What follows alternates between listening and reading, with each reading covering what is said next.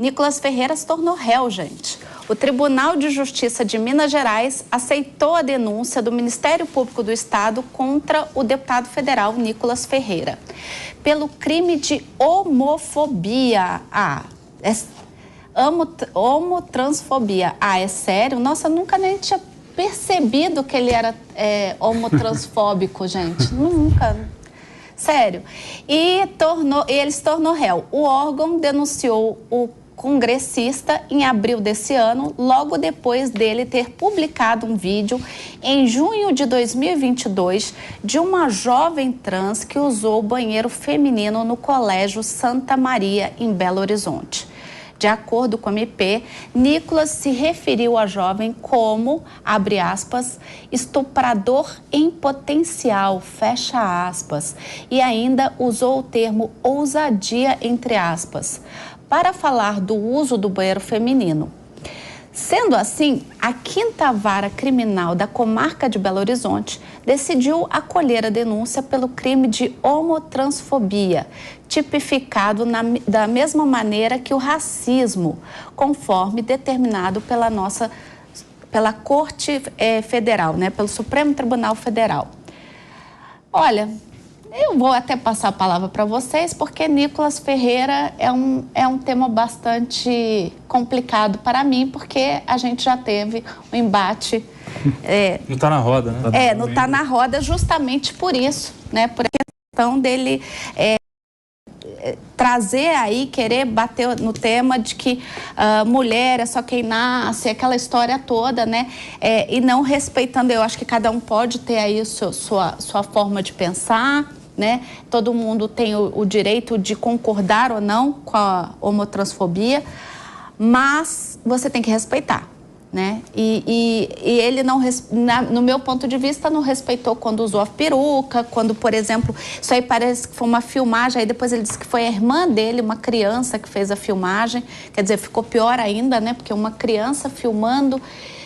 Então, você tem aí, inclusive, uma quebra de privacidade, uma violação da privacidade da pessoa. A pessoa está no banheiro e você filma ela, né? Pepe, vou começar com você. Não, o ato do Nicolas Ferreira foi um absurdo, né? Ele expôs uma menina de 14 anos, né, de forma completamente equivocada, completamente criminosa, não é? E cometeu, sim, na minha opinião, um crime de transfobia, né?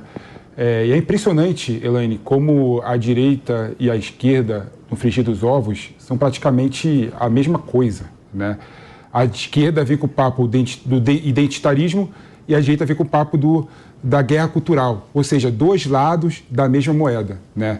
O fato é que a gente tem que discutir, né, de fato, como é que a gente consegue incluir, como é que a gente consegue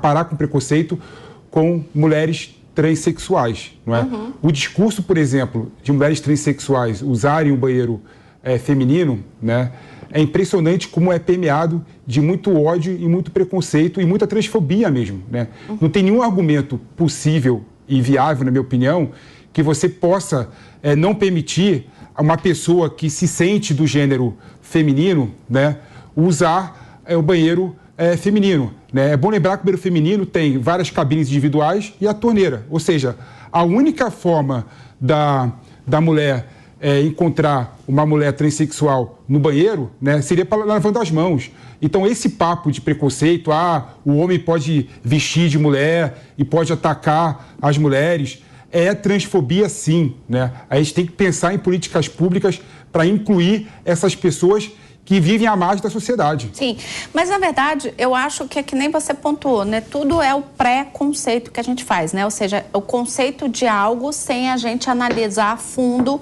sobre a matéria. Isso vale tanto para a questão do aborto, que a gente estava aqui falando antes, né? Como para essa questão agora da transfobia, né? E também da homotransfobia, e também vale para outros temas como a questão das drogas e tantos outros que a gente vem debatendo na sociedade, né? E até a gente veio falando aqui que a Suprema Corte tem tomado a frente aí para tomar algumas decisões a respeito, né? Então é muito do preconceito da gente não conhecer, né? Até o próprio capacitismo, né? As pessoas falam muito. Ontem mesmo a gente estava falando sobre aquele vereador que xingou uma pessoa, falou sobre os autistas, né? Sem conhecer da matéria, né? Quer dizer, é um total preconceito, porque você não vai a fundo. Hoje em dia, com a história da internet, todo mundo tem uma opinião formada sobre tudo, mas não sabe a fundo sobre nada, né? Infelizmente, a internet está trazendo as pessoas para um conhecimento muito raso das coisas. Ou eu estou errado, Koba?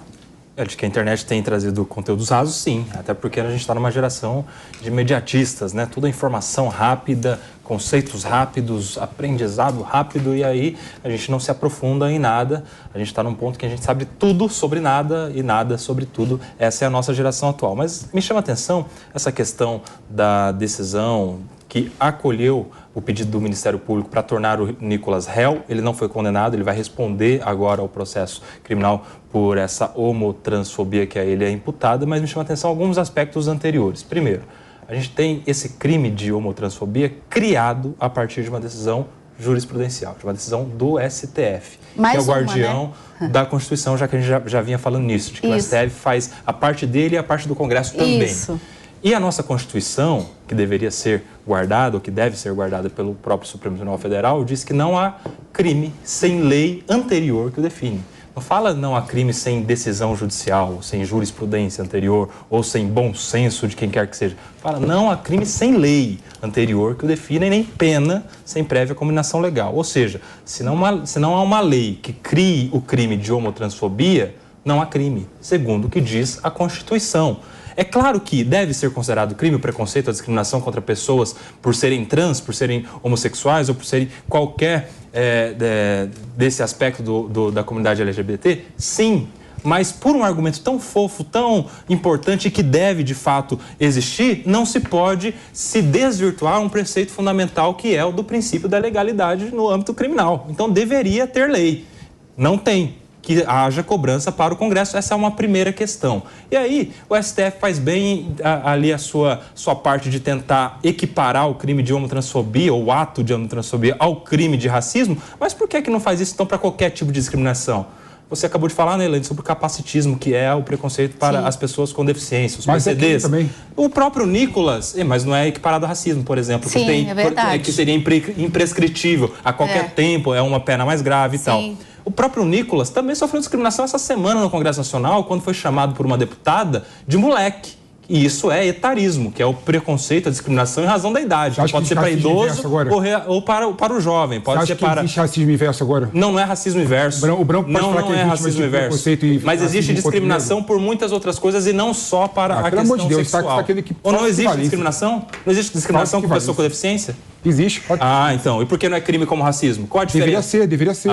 Então, mas não é. Na minha opinião, é crime. Só um ponto. Acho que o problema, como a gente tem uma lei, uma discussão maior sobre racismo, então a gente quer equiparar tudo ao racismo. Na verdade, acho que são coisas diferentes aqui, né? É claro que tudo isso aqui são violações, evidentemente, aos direitos das outras pessoas, aos direitos, inclusive, da personalidade da pessoa. Sem dúvida nenhuma, mas óbvio que existem aqui, acho que existem nuances e matizes diferentes, dependendo do que cada uma dessas pessoas fala, ou faz, ou trata em relação a outra pessoa. Então, acho que existem crimes aqui, mas são crimes de gradações distintas. Acho que o Koba estava comentando aqui de maneira perfeita, a lei tem que primeiro ser descrita, tem que ser escrita, você tem que entender quais são as penalidades em relação a quem não se adequa àquela lei e tudo mais. Então, aí, como você não tem essa lei, você acaba tendo que fazer esse puxadinho, né, para você conseguir julgar os temas. Mas, voltando de novo à minha opinião, que eu tinha dado no passado, acho ótima a discussão que a gente está fazendo aqui agora. Não faz sentido a irmã do Nicolas fazer essa filmagem, os comentários que ele fez são muito, muito ruins. São comentários, na verdade, que remetem ao nosso passado, o passado meu e o passado de muitos de nós, de vocês que estão assistindo, que há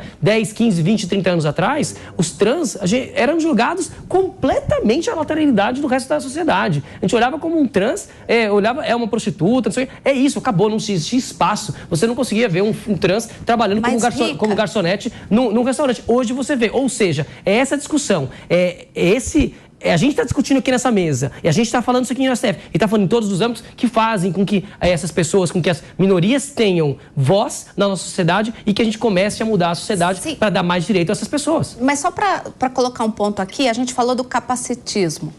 Essa semana eu ouvi na rádio que, olha o absurdo, hein? Você tem pouquíssimos... Existe uma lei, né, aqui no município de São Paulo, de uma quantidade mínima que as cooperativas de táxi têm que ter de carros para atender pessoas com deficiência física, né? E aí, você liga para lá... Nunca vi. Você liga para lá, não tem carros disponíveis e eles cobram muito mais caro, né? Essa reportagem estava tratando disso, né? A corrida é mais cara. Só para quem não mora em São Paulo, o exemplo, inclusive, era do bairro onde eu moro, que é Perdizes, e todo mundo sabe que é bem pertinho aqui da Paulista, né? A repórter ligou e eles disseram, olha, a gente só tem um carro e aí a gente vai cobrar R$100 para te levar até a Paulista. R$100, gente, é muito perto, tá? Eu tô falando de coisa assim de 15 minutos de táxi. Uma corrida de 15 ou 20 reais. Exatamente, é o que eu pago hoje, se eu vier de Uber ou táxi, eu pago isso. Quer dizer, é um absurdo de caro. Então, assim, infelizmente, são pessoas vulneráveis no sentido de, que nem o Koba falou, eu concordo com o Koba, as pessoas com deficiência, as pessoas da comunidade LGBTQIA+, idoso, jovem.